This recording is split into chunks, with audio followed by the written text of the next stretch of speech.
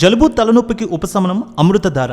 ఈ అమృతధార అన్ని ayurvedic medical షాపుల్లో దొరుకుతుంది. అమృతధార హోల్సేల్ గా కావాల్సిన వారు స్క్రీన్ మీద కనిపిస్తున్న నెంబర్ కి కాల్ చేసి సంప్రదించవచ్చు. ఆన్లైన్ లో కూడా మీరు ఆర్డర్ చేసుకోవచ్చు.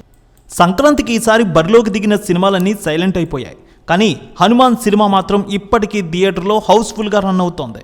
సంక్రాంతి బరిలోకి వచ్చిన హనుమాన్ సినిమా 10 రోజుల్లో 200 కోట్ల రూపాయల వసూళ్లు తీసుకొచ్చి అదరగొట్టేసింది. 15 రోజులకి 250 కోట్లకు పైగా వసూళ్లు సాధించి ఈ ఏడాదికి అత్యధిక కలెక్షన్లు తీసుకువచ్చిన సినిమాగా తొలి స్థానంలో కూడా నిలిచిపోయింది. ఒక నెల కాకముందే ప్రశాంత్ వర్మ దర్శకత్వంలో తెరకెక్కిన ఈ సినిమాలో తేజ సజ్జా హీరోగా నటించారు. ఇతిహాసాల నేపథ్యంలో సూపర్ హీరో కథతో ఈ సినిమా తెరకెక్కించారు. ఆయన ప్రశాంత్ వర్మని ప్రతి ఒక్కరూ మెచ్చుకుంటున్నారు.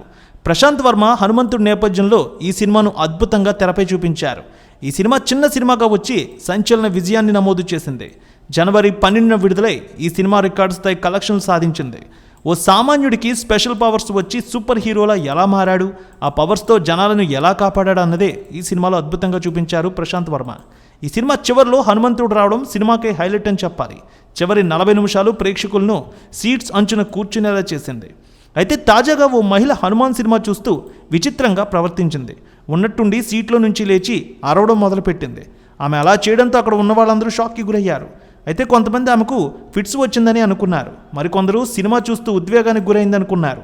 మరికొందరు పూనకం వచ్చిందని అనుకున్నారు. సరిగ్గా సినిమా క్లైమాక్స్ సమయానికి ఆమె అలా అరవడం, చిత్రంగా ప్రవర్తించడంతో థియేటర్లో అలజడి రేగింది. ఈ సంఘటన హైదరాబాద్లోని ఉప్పల్లో జరిగింది. సోషల్ మీడియాలో కూడా ఈ వీడియో పెను వైరల్ అవుతోంది. అసలు ఆమెకు ఏమైందనేది మాత్రం తెలియలేదు. నేరుగా ఆమెని హాస్పిటల్కి కూడా తీసుకువెళ్ళినట్టు తెలుస్తోంది.